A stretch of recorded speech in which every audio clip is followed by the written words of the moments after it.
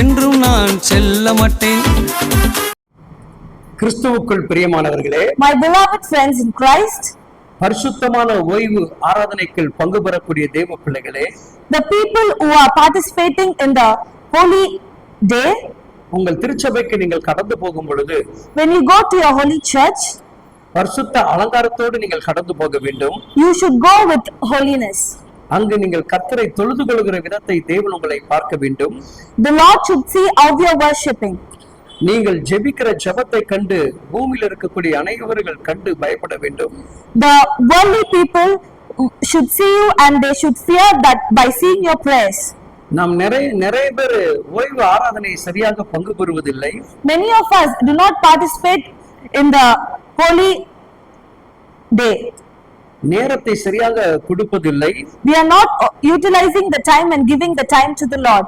வேதம் சொல்லுகிறது, Bible says, சங்கீதம் 96:9 வசனம் இவ்விதமாக சொல்லுகிறது. Psalm chapter 96 verse 9 says, பரிசுத்த அலங்காரத்துடனே கர்த்தரை தொழுது கொள்ளுங்கள். பூலோகத்தாரே, நீங்கள் யாவரும் அவருக்கு முன்பாக நடுங்குங்கள். O worship the Lord in the beauty of holiness. Fear before him all the earth. கவனித்து பாருங்கள். Listen carefully.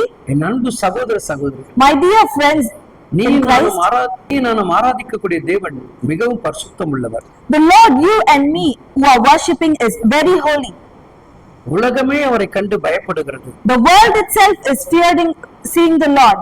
ஆனால் அவரால் தெரிந்து கொள்ளப்பட்ட தேவ பிள்ளைகள் நீ நான் தான் பயப்படாமல் இருக்கிறோம். But you and me who are just chosen by the Lord are not fearing properly. நம்முடைய ஆடை அலங்காரத்தையும் தேவன் பார்க்கிறவராக இருக்கிறார். The Lord is seeing our dressings. நம்முடைய நேரங்களையும் தேவன் பார்க்கிறவராக இருக்கிறார். He is also seeing the time which we are giving. நீங்கள் எப்படிப்பட்ட ஆராதனையை கர்த்தருக்கு செய்கிறீர்கள்?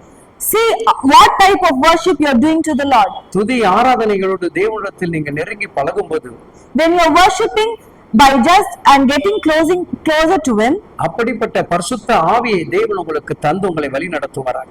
the Lord is going to just bless you with that type of holiness and blessings.